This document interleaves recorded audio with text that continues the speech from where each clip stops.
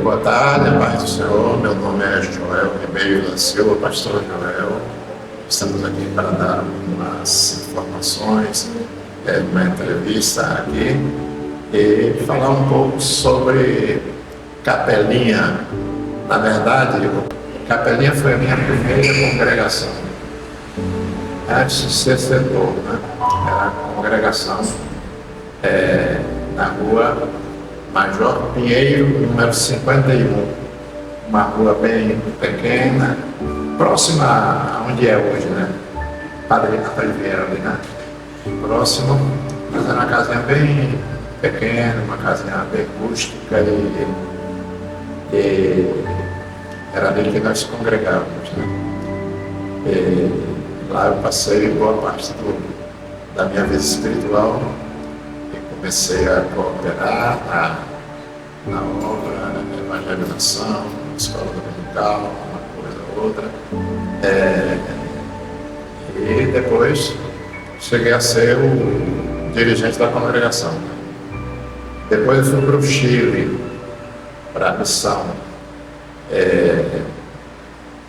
Mas não demorei muito lá.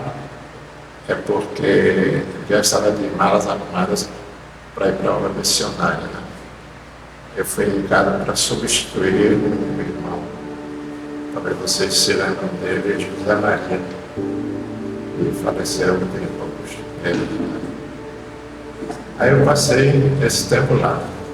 Na minha volta do Chile, aí eu voltei à Capelinha agora como pastor setorial. Como eu já falei, isso aqui não foi um ano completo, porque eu fui substituir o pastor José Rodrigues em Paulo da Lima, porque ele foi para um campo, parece para Amargosa.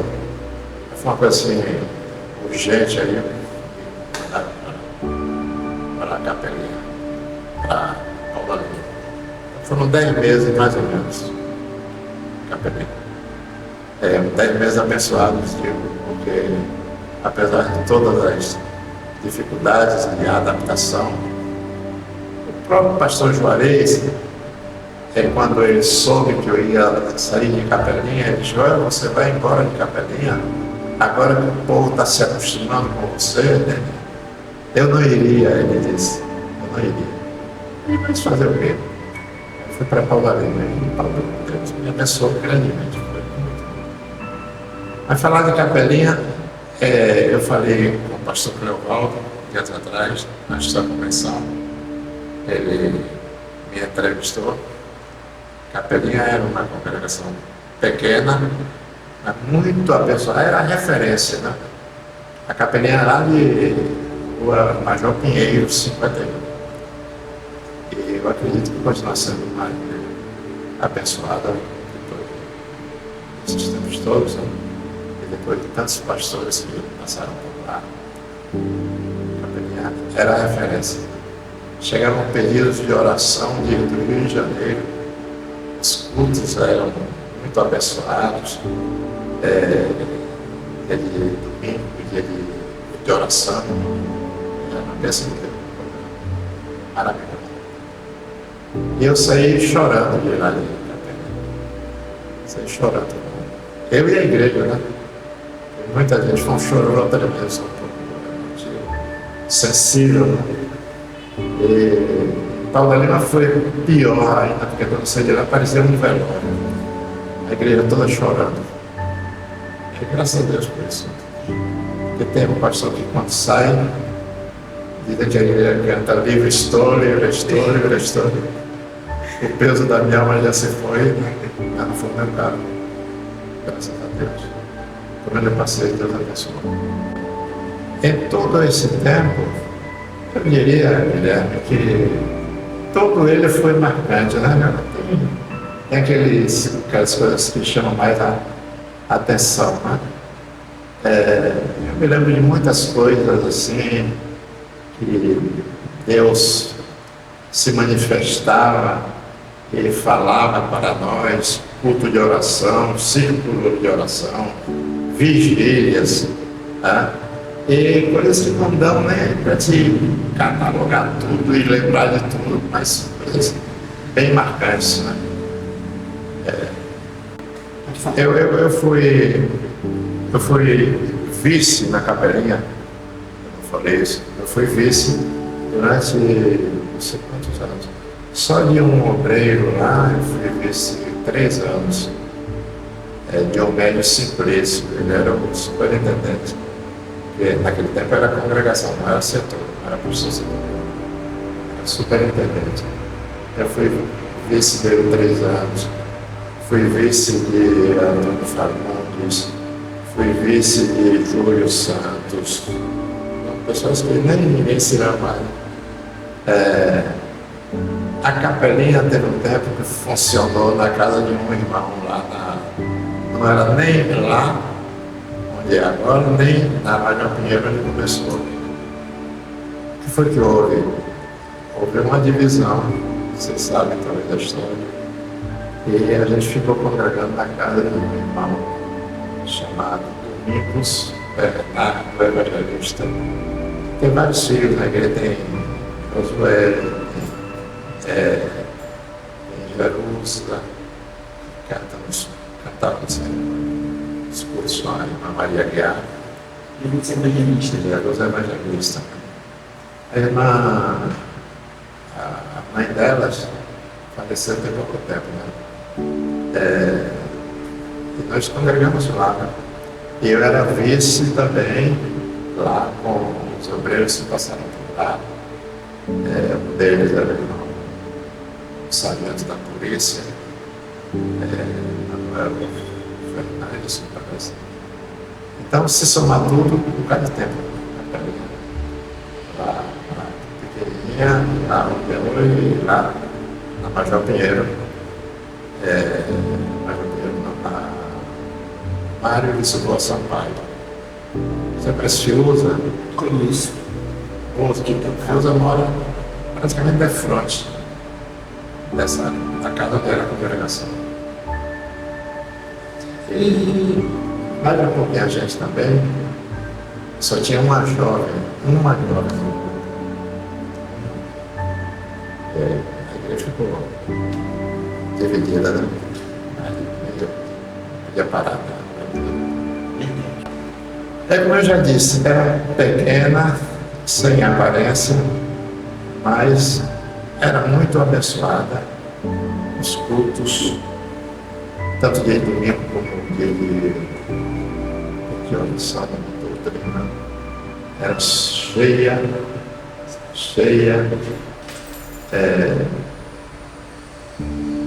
gente, cheia de graça, do poder de Deus, as boas revelações daquele tempo, né? Passaram por ali, vários obreiros. O meu primeiro pastor, porque ele não passou de auxiliar, porque no tempo do pastor Rodrigo Santana, veio uma norma que ele não fosse batizado no Espírito Santo, podia ser obreiro, menos ser uma conta de congregação. Não sei se tinha uma coisa boa que aconteceu. Aí vários ficaram fora, né? Juvenal Ferreira, aquele que tinha a livraria ainda existe, que foi um filho de Jerusalém. Ali é frente do tempo da liberdade. Ainda existe. Ali era meu irmão, Juvenal Ferreira. Ele ficou muito triste, né? Melquia dos Santos trabalhava com missões, era auxiliar, dirigia culto, mas também não era batizado no Espírito Santo, foi cortado. Entendeu bem? Então houve isso, infelizmente. Houve isso. Mas eu trabalho. Eu tive com o irmão Eston Carvalho, foi meu segundo pastor. O primeiro foi o Juvenal Ferreira, Eston foi o segundo, homem de Deus, um abençoado. Homem de oração. A igreja era avivada, mas ele não era batizado no Espírito Santo. Infelizmente tem gente que acredita que ser cheio do Espírito Santo consiste só no falar em línguas, e não é. Comecei a até com o pastor Israel, ele concorda, né? Porque, olha bem, os discípulos, eles só foram batizados no Espírito Santo depois, a partir do Pentecostes, não foi? Atos capítulo 2. Mas a missão deles, Jesus disse que passou a noite orando e escolheu a eles e deu poder a eles, esse poder para expulsar demônios, para curar enfermos. Isso é obra humana, é uma coisa natural, não pode ser. Então eles eram cheios do Espírito Santo, mas muita gente só acredita se a pessoa falar em língua. Como é que a língua não seja legítima, seja inventada, mas infelizmente acontece isso. E Edson de Carvalho, ele não era batizado no Espírito Santo, mas era um homem de Deus, trabalho muito abençoado, pessoas que Deus usava. Isso entristeceu muita gente que ficou fora da lista de cultos. Mas eu tive esses dois pastores de Ilha, né? O Juvenal Ferreira foi o meu primeiro pastor, e Edson de Carvalho, que foi o segundo. Depois vieram os todos. As capelinhas eram muito abençoadas. Mas capelinha, sem desmerecer as outras igrejas, né? Cada um fala por si, né? Eu conheci, foi capelinha, a realidade que eu conheci. A capelinha foi essa. Muitas coisas boas. Tinha um coral na capelinha e poucas igrejas tinham coral. Agora, tudo dentro de uma simplicidade tão grande. O maestro do coral era um irmão simples, pedreiro, mas o coral da capelinha era abençoado. E o coral não é tão fácil. Um auxiliar para dirigir um culto é mais fácil de encontrar do que um maestro de coral. Tem que saber, tem que... e ele era Mário Benício, né? Eu cantava no coral até 10 anos. Fui tesoureiro 10 anos na capelinha. Talvez se eu estivesse lá ainda, e o pastor Rodrigo estivesse vivo, pela vontade dele, eu estaria o tesoureiro ainda até hoje na capelinha. Muitas vezes eu pedi, pastor, substitua, coloca outra pessoa. Ele dizia, está cansado? Está cansado? Até que, por fim, depois de 10 anos, o irmão José Ribeiro. Está lembrado? A irmã Ailton contou sobre ele. Mas você não nasceu José Ribeiro, não. Não, você não. José Ribeiro era meu vizinho. Morávamos no alto não é da Boa Vista, lá na rua da Boa Vista. Ele morava assim, eu morava da frente dele. Aí ele ficou mais de 10 anos na tesouraria. Então, evangelização.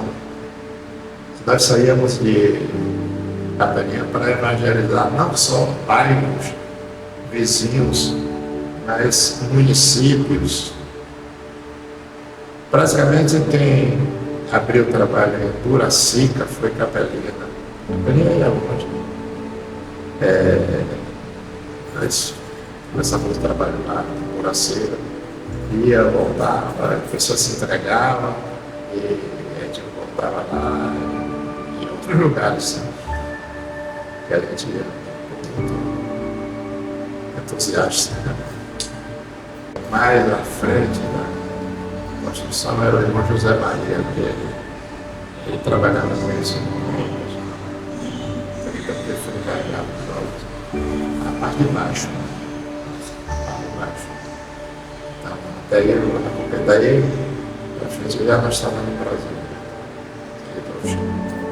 Não era o Paminaldas, que ficou alguns minutos sobre debaixo da terra, já estava roxo. Aí começaram aquela uma picareta para chegar, parece que pegou nas costas dele, um milagre, né? Passou debaixo da terra. o afogado não demora muito. Esse irmão Epaminondas, ele era de Paulo da Lima. Ele cantava, né? Falava isso, cantava um vozarão. Eu me lembro desse episódio. Olha, do coral, eu não sei do tempo que começou o coral. Quando eu cheguei lá, já tinha uns 20, 30 coristas, mais ou menos. No total eram uns 40. Fui um dos pioneiros, mas também não fui dos últimos. Pouquíssimas, é como eu te disse, que formar um coral, eu tentei, coral e banda, eu tentei em todos os lugares que eu passei, mas é difícil. Muito difícil. Cheguei a juntar instrumentos, 7 instrumentos já, mas infelizmente não conseguimos. A mensagem é: quem não é crente aceitar Jesus e quem é crente permanecer. Tem outra coisa, não tem outro caminho, não tem alternativa. Peguei aos Coríntios 15, 58, né? Serem firmes e constantes, sempre abundantes na obra do Senhor. Sabendo? Às vezes até o inimigo tenta colocar algum tipo de dúvida, né? Será que é isso mesmo? Será que vale a pena? Será que realmente vale a pena? E fazer tudo e fazer o melhor para Jesus. Eu diria, Guilherme, que todas as igrejas deveriam ser alinhadas. Deixa eu intercalar aqui uma coisa. Pairou uma dúvida e as pessoas perguntavam: quem é o pastor que vem substituir o pastor Ivanês?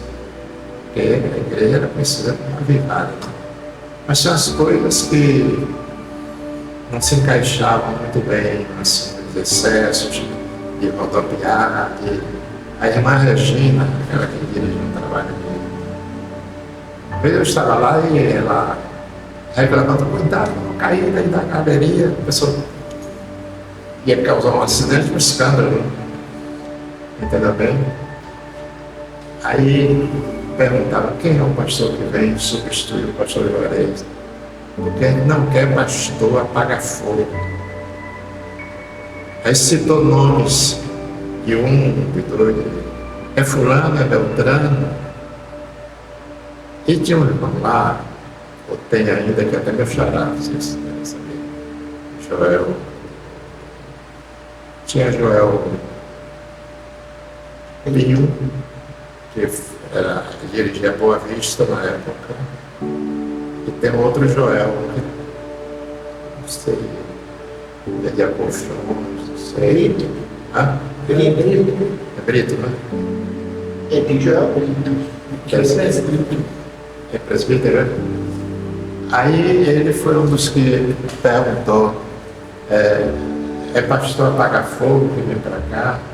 Se for pastor apaga fogo, nós não queremos. Eu assumi capelão. E o primeiro culto que eu participei lá era de doutrina de terça-feira. Pense num Pentecostes. Pense num culto abençoado, mas sem fazer nada, e danando e gritando para os irmãos da glória a Deus. Não precisa. Só está espontâneo, fluida. Aí você conheceu o Casil? Meu professor de escola dominical, que é a música. O Casil não pegava um pouquinho na fala, né? Aí do povo ele disse: está vendo aí, pastor, que não precisa fazer nada para um culto abençoado. Culto abençoado, né? E Deus dizendo: eu estou aqui, sou eu que faço as coisas. É saber o que falar.